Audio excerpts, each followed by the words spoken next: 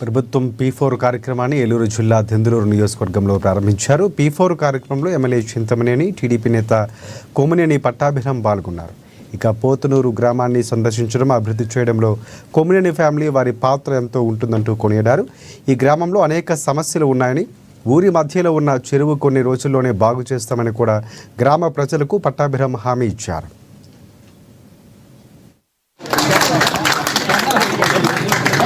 ఇప్పుడు రాంబాబు గారు వాళ్ళ ట్రస్ట్ ద్వారా వాళ్ళ నాన్నగారి పేరు మీద కుమారెడ్డి సదాశివరావు గారు కీర్తిశేషులు ఆయన జ్ఞాపకార్థం నిర్మాణం చేసినటువంటి భవనం వల్ల మనకి కొన్ని బెడ్స్ వచ్చేటువంటి అవకాశం, ఒక ఆపరేషన్ థియేటరు,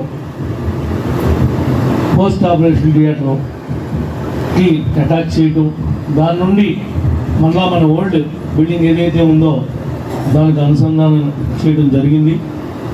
ఇది మన గ్రామానికి చాలా ఉపయోగపడేటువంటి విషయం. రాంబాబు గారు ఇదే కాదు, ఏ విషయంలో అయినా ఒక పోతునులే కాదు, ఎవరైనా అడిగినా ఆయన తోచిన సాయం అన్ని గ్రామాల్లోనూ పెద్దలకు కానీ మంచికి కానీ అందుబాటు